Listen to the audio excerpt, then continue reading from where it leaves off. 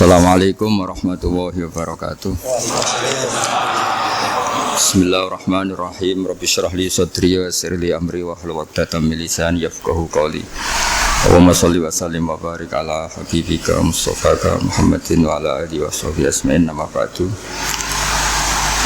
Semua jajaran direksi dan komisaris Bank Mandiri yang saya hormati, utamanya Ibu Desi Wahyuni selaku pimpinan Semarang, Ibu Sulistriana selaku pimpinan Kudus, Bapak, dan di sini juga hadir Bapak Rosidi dari Mabes, Bapak Abdus Syakur dari Telkom, semua yang saya hormati. Ini kalau mempersiapkan ngaji kitab Kasyifatus Saja dikarang oleh Syekh Nawawi. Syekh Nawawi itu ulama top Indonesia yang hidup di Mekah, juga meninggal di Mekah. Dulu di antara kearifan buyut-buyut kami, leluhur kami, itu kalau cerita itu nggak apa-apa kamu mondok di Mekah di sana, tapi bawa pohon yang hidup di Indonesia. Jadi artinya membawa manhaj, metode dakwah yang bisa hidup di Indonesia. Ini penting kata Mbah Mun, karena wa ma arsalna min rasulin illa bilisani qaumi. Semua rasul diutus itu pasti sesuai kultur kaumnya. Saya punya sedikit cerita tentang kultur. Kultur itu nilai yang disepakati masyarakat, meskipun persepsi itu salah. Saya cerita sedikit tentang keunikan kultur. Nabi Yunus itu nabi.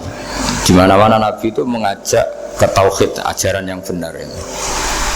Dan dulu nabi itu nggak punya polisi, nggak punya densus, jadi nggak bisa nabi nyuruh yang nggak setuju tangkap, itu nggak bisa. Tapi punya Tuhan. Jadi kalau yang tidak percaya dakwahnya itu ancamannya azab. Dulu itu nggak ada polisi, nggak ada pengadilan, sehingga kalau ada kesalahan itu ancamannya itu akan turun apa? Azab, siksa itu. Sekarang kan kalau kita jadi pemimpin kan agak enak itu, punya keamanan, punya macam-macam lah. Singkat cerita, sudah dakwah sekian tahun itu umatnya nggak percaya kalau beliau seorang nabi, bahwa ajaran tauhid itu benar ya. Akhirnya cerita ini terkenal sekali, mungkin beberapa terputus ya, tapi terputus cerita ini saya ceritakan secara lengkap. Terus beliau cerita, ini waktu sudah lama saya dakwah, sudah lama saya sosialisasi itu tentang kebenaran, Anda tetap nggak iman ini 3 hari lagi pasti ada adab. 3 hari ada adab itu delalah masyarakatnya tuh kepikiran, jangan-jangan iya itu. Nah ketika jangan-jangan iya itu diintip, rumahnya Nabi Yunus itu diintip, ya agak aneh. Diintip delalah orangnya nggak ada itu. Kalau Quran bahasakan abaqo itu minggat itu pergi nggak pamit ya. Itu bahasanya abaqo itu minggat, meskipun kita tidak mungkin membahasakan Nabi itu minggat, tapi dibahasakan tindakan kan tidak mungkin karena nggak pamit itu. Jadi harus dibahasakan minggat itu. Quran sendiri bahasakan abaqo. Nah cara berpikir masyarakat gini, kalau kampung ini mau dibalik sama Allah, mau ada adab, logikanya yang tahu akan ada adab itu pasti sudah pergi. Padahal Nabi Yunus pergi ini bukan karena takut azab, mangkel. Niai suwi gagal seminggat ya kan gitu. Jadi ada kiai minggat itu ya ada dalilnya, karena dulu itu kalau mangkel itu suami yang mangkel istri itu ya harus minggat, istri ya harus minggat. Dulu itu ya boleh, maksudnya boleh itu ya kalau darurat ya minggat sedikit lah, tidak apa-apa. Nah Nabi Yunus itu minggat tadi abaqo itu kalau dalam bahasa Arab pergi gak pamit ya. Kalau orang Jawa bilang minggat. Kalau itu sebenarnya saking mangkelnya, saking emosinya, beliau akhirnya meninggalkan kaumnya tanpa pamit. Tapi kaumnya itu menjadi tahu bahwa ini serius Yunus. Buktinya dia agak berani di kampung, berarti mau ada adab betul itu. Dan efek positif dari teori itu, teori kultur tadi, kalau ada adab pasti dia pertama yang lari. Kayak dukun itu. Kenapa kita tidak percaya dukun nomor itu? Itu kan paling yang minta nomor dulu ada SDSB itu. Forecast itu kan paling salam template-nya kan 100.000. Padahal dulu forecast itu berapa? Kalau menang. Kan miliaran ya, juta. Itu untuk kultur kita agak percaya dukun kan ngapain ngumpulin uang 100.000 kalau dia tahu nomornya kan mendingan tombok sendiri gitu. Itu kan. Jadi orang itu mesti punya teori umum untuk membenarkan sesuatu atau membohongkan itu. Akhirnya umatnya Nabi Yunus itu iman. Iman itu artinya percaya kalau ini tidak main-main. Buktinya Nabi Yunus gak berani di situ. Akhirnya mereka tobat. Saat itu juga mereka wiridan di lapangan, terus semua kesalahannya diselesaikan. Sampai ada rumah yang sudah dibangun permanen karena di tanah tetangga, dirobohkan saat itu juga. Bahkan ada batu yang dulu nyuri, 1-2 batu yang dulu hasil nyuri, saat itu juga dirobohkan, dikembalikan sama penghuni. Hari itu semua kedoliman diselesaikan. Ini penting saya utarakan, jadi tobat itu tidak hanya istighfar. Kalau istighfar ribet, tobatnya orang punya utang terus istighfar gitu kan ribet. Kan ribet itu. Ada punya utang terus minta maaf itu kan ribet itu. Harus diselesaikan itu. Tobat. Tobat diterima sama Allah. Batas akhir finish dari harusnya ada adab, misalnya Senin, Selasa, Rabu, harusnya Rabu itu sudah kena adab. Ternyata Rabu itu tidak kena adab. Nabi Yunus sebetulnya juga penasaran kampungnya itu kena adab tidak. Dilihat dari jauh ternyata tidak. Tambah kecewa dia. Gitu. Wah ini saya kalau pulang pasti dibunuh karena saya ada pembohong. Di masyarakat situ ada aturan siapa yang bohong dibunuh. Padahal Nabi Yunus ngumumkan nanti Rebu ada azab. Kira-kira gitu. Ternyata Rebu itu udah ada azab, makanya dia sudah di batas kampung kembali minggat lagi karena nanti pulang pasti dibunuh karena dia ada kebohong. Ya akhirnya masyhur itu, terus dia ikut nelayan sekenanya, yang penting lari dari kampung, ikut nelayan sekenanya. Zaman itu, ini saya ulang lagi zaman itu. Nanti ini efeknya nanti ke tauhid. Zaman itu para nelayan tuh kayak sepakat. Kalau ada kapal atau perahu kok mau tenggelam, itu pasti ada yang minggat. Hanya minggat itu pergi tidak terhormat itu. Terus fasahama fakana minal mudkhadin. Nah dulu itu orang sudah punya peradaban. Ini cerita kultur, sudah punya peradaban. Punya peradaban.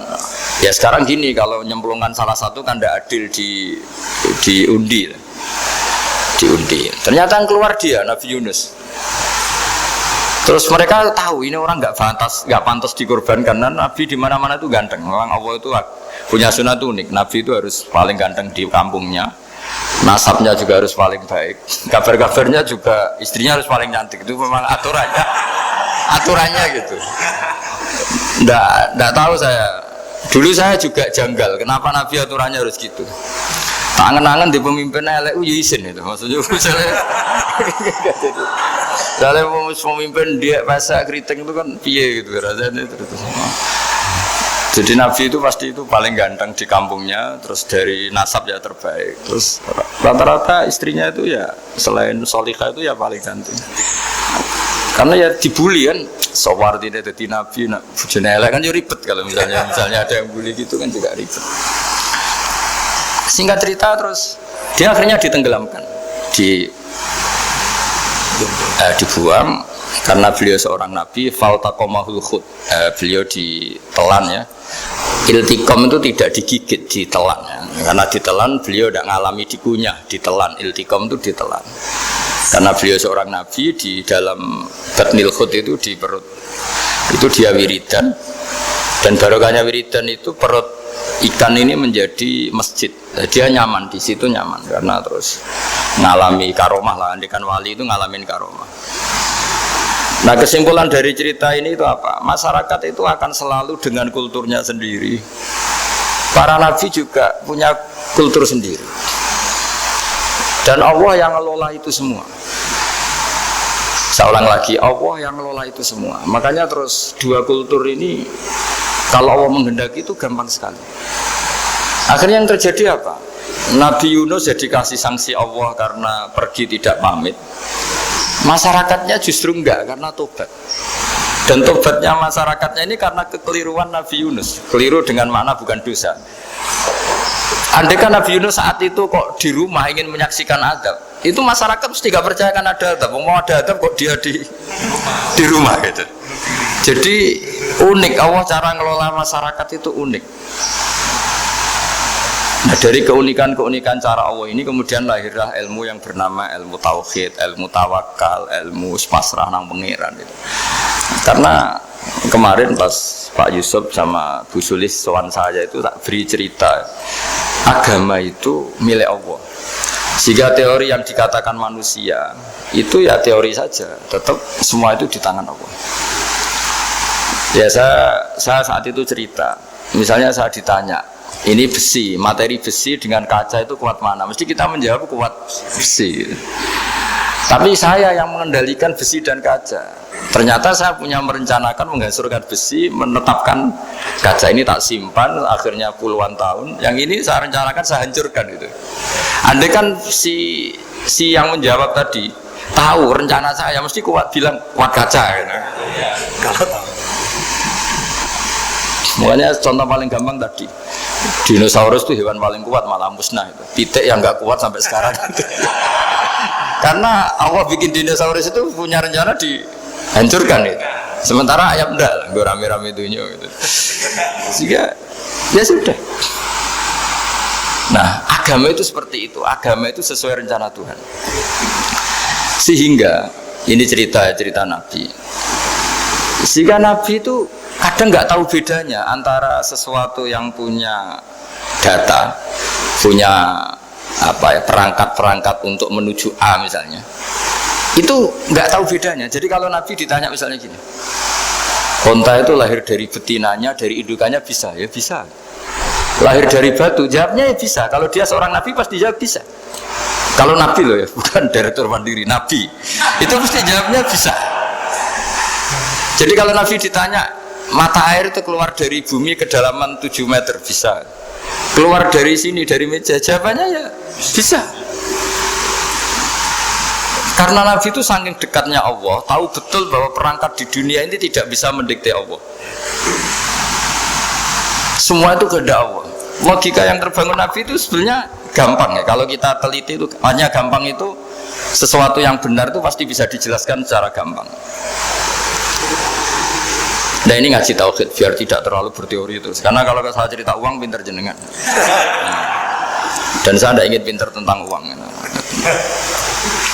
Tak beri contoh. Nah ini supaya nanti kalau sampean suatu saat meninggal ketemu mungkar nakir itu tahu cara menghadapi. Nanti tak warai tekniknya.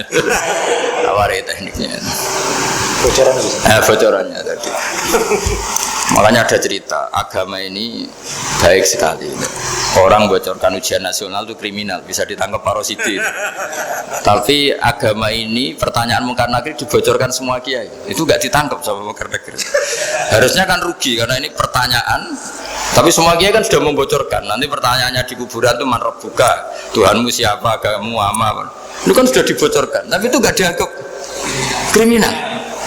Sementara kita sekolah SD, sekolah SMP bocorkan soal itu dianggap kriminal.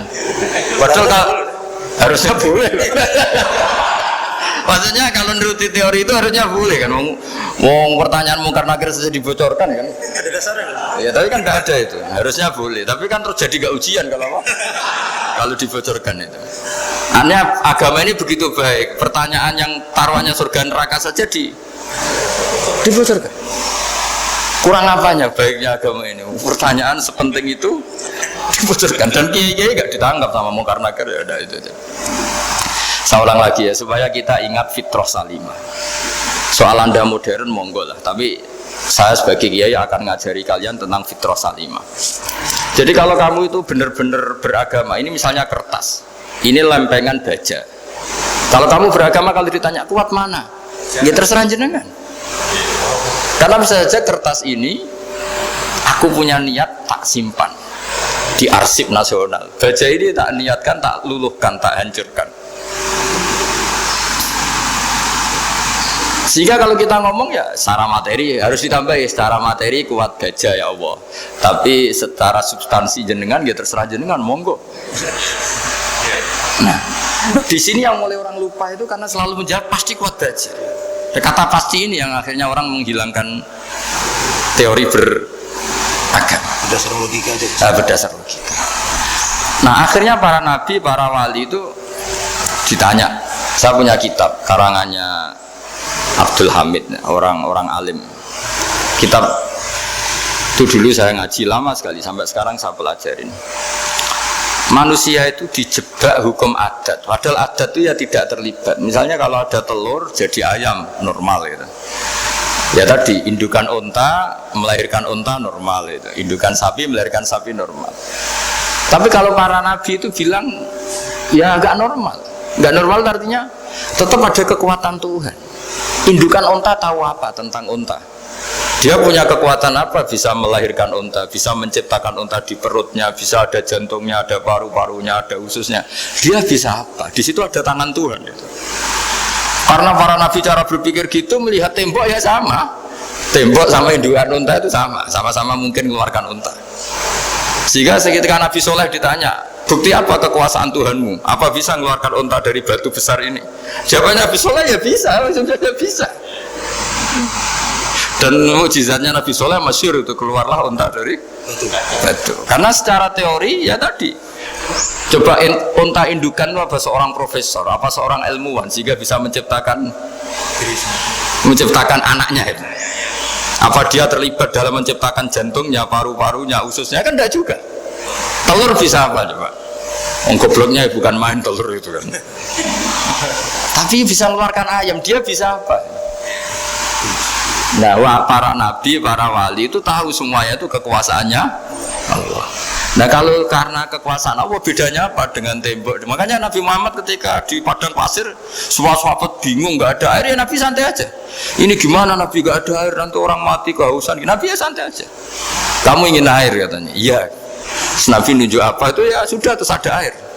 Ada yang keluar dari jemarinya, ada karena Nabi itu nggak tahu bedanya antara ini mungkin dan tidak mungkin tuh nggak tahunya itu ya semuanya itu Allah. Kalau kamu kan nggak, wah daerah gini nggak mungkin ada air. Ini kan padang pasir. Air itu biasanya di daerah hutan gini malah berteori macam-macam. Seakan-akan tidak ada Tuhan. Jadi kalau orang nggak bakat wali pasti berpikirnya gitu. Makanya nggak wali-wali itu memang nggak bakat karena itu kan artinya menafikan kekuasaannya Allah kan. Seakan-akan Allah tidak mampu bikin air di situ. Tapi kalau Nabi santai aja. Makanya Nabi Ibrahim ketika mau dibakar ya santai aja. Menurut beliau api bisa apa? Jadi itu meskipun hukum adat itu ya selalu berjalan. Normalnya api ya membakar, di padang pasir normalnya ya nggak ada air, normalnya batu ya nggak mengeluarkan unta. Tapi kamu jangan terjebak oleh keseharian yang Anda lihat. Tetap di balik itu ada kekuasaannya Allah Subhanahu wa Ta'ala. Nah ini yang namanya iman. Dengan iman seperti itu nanti ketika kita mati itu ya santai saja. Ketika kita hidup ya tidak tahu oksigen itu apa masuk ke tubuh kita sistemnya kayak apa, jantung kita ada ikut bikin, paru-paru kita. Artinya zaman kita hidup pun sebenarnya kita tidak bisa ngelola kehidupan itu tidak bisa. Nah kalau sama nggak bisa nanti setelah mati juga tidak bisa. Ya sudah ketika kita hidup yang ngelola juga Allah, ketika mati juga yang ngelola. Bedanya apa? Nah ini di sini terus kita dilatih inna sholati wa nusuki wa mahyaya wa mamati lillahi rabbil alamin. Tapi kenapa kita ragu terhadap kehidupan setelah kematian? Karena ketika kita hidup seakan-akan kita tahu cara hidup. Makanya Allah itu tersinggung betul ketika ada orang merasa bisa ngelola cara hidupnya. Makanya kata Allah kalau gojlok orang-orang yang kepedean itu, kalau kamu top, mbok jangan mati. Itu falaula in kuntum ghaira matinin tarji'unaha in kuntum shadiqin. Kalau kamu merasa top itu jangan mati. Di mana-mana mati itu tidak top. Falaula idza balaghatil khulqum wa antum khina idzin tanzurun. Mbok ketika nyawa kamu sudah sampai kerongkongan, kamu tarik lagi supaya kamu tidak mati. Mati itu tidak top. Katanya kamu top kok. Mati. Jangan mati, kalau top itu jangan mati, jangan miskin, jangan tua, jangan jadi jelek, pokoknya top terus gitu. Itu digojol sama Allah. Tapi orang itu lupa bahwa nah ketika sehat begini kita seakan-akan ngelola kehidupan. Nah gara-gara merasa ngelola seakan-akan kalau mati lalu saya gimana ya kalau mati? Di kuburan ngapain ya? Terus kantornya gimana, kerjanya di mana? Ya tidak usah begitu.